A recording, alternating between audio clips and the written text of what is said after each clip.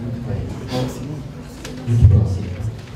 Olá a todos, eu chamo Nuno, tenho 38 anos e sou publicitário. Infelizmente sou publicitário depois desta conferência, tenho que reconhecer aqui publicamente que sou publicitário. Bom, basicamente, se eu me tivesse de definir hoje em dia, eu diria que sou pai de 2 filhas, que são 2 das melhores ideias que tive até hoje e que mudaram todas as outras ideias que tinha sobre tudo e mais alguma coisa. E é justamente sobre isso, sobre ideias que mudam, ideias que vos vou procurar em 5 minutos, não é fácil falar. As ideias são, a par da inteligência ou das estupidez de quem as produz, uma das coisas mais democraticamente distribuídas. Com efeito, nós todos os dias, temos o privilégio de produzir ideias e temos também a possibilidade de entrar em contacto com ideias criadas, geradas, produzidas por outros, o que também não deixa de ser um privilégio. Há ideias para todos os gostos, como vocês podem ver, boas e más, velhas e novas, copiadas e originais, simples e complexas, etc. E há a combinação destas todas e de muitas outras variáveis. Há ideias que nos fazem rir, chorar, há ideias que nos fazem sonhar, há ideias que nos provocam, que nos confrontam. O Oscar Wilde dizia com graça que uma ideia que não é perigosa não chega a ser uma ideia. A ideia que nos resolvem problemas, ideias que nos deixam diferentes, que nós rejeitamos à partida, ideias com as quais nós nos identificamos tanto que acabamos por aderir de tal maneira ao ponto de as considerar como nossas, e ideias que gostávamos de ter sido nós a ter.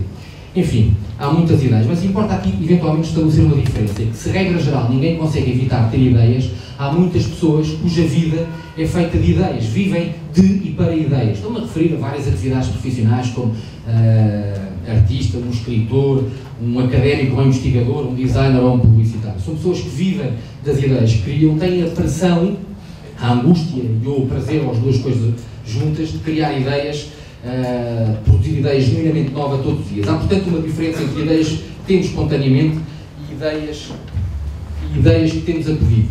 Como gerar ideias?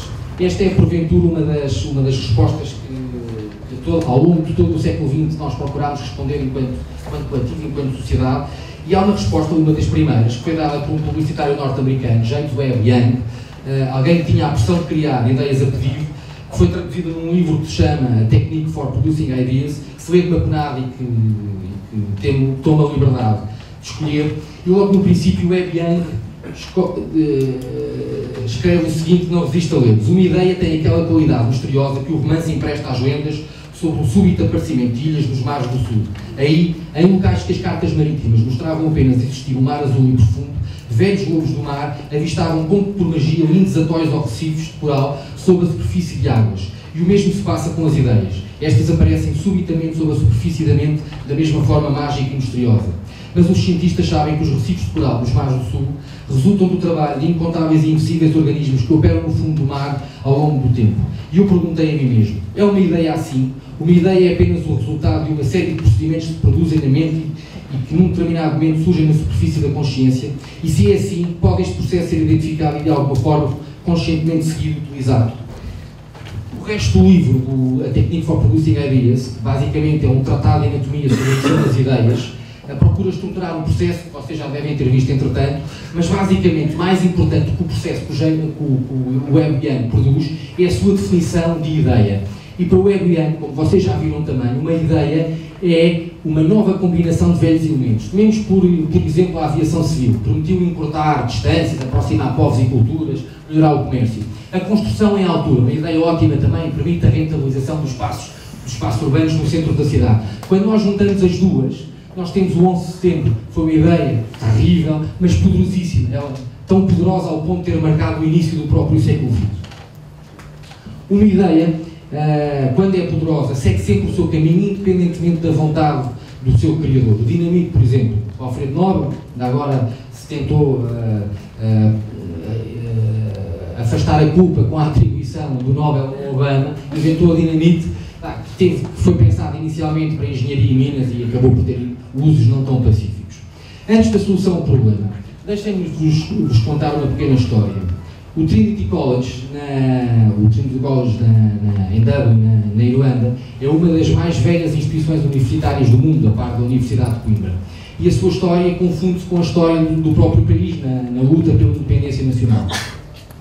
No Trinity College, a cada restauração inglesa, metade do corpo docente saía, os professores irlandeses saíam, a cada momento em que os irlandeses se implantavam novamente, a outra metade, a metade do corpo docente inglês saía também. Isto para vos dizer que o Trinity College é provavelmente uma daquelas instituições que tem uma história longa demais, tem história a mais.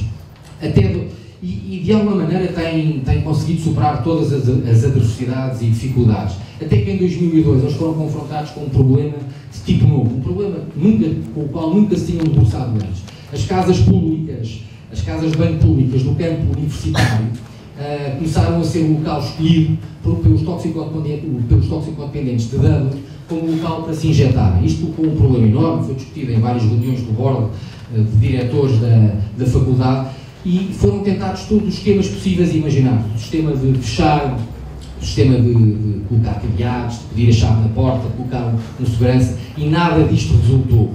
Até que alguém no board de diretores teve uma ideia simples: colocar luzes azuis substituindo as lâmpadas que lá estavam. As luzes azuis dificultavam, obviamente, aos toxicodependentes encontrar as veias. E assim o problema se foi resolvendo, até que os toxicodependentes, tendo o problema bem definido, inventaram uma solução. Começaram a entrar nas casas bem públicas com as veias assinaladas. Portanto, estas coisas são sempre assim, cada problema é solução. Qual era a mensagem que eu gostava de vos dizer? Parece que o meu tempo acabou.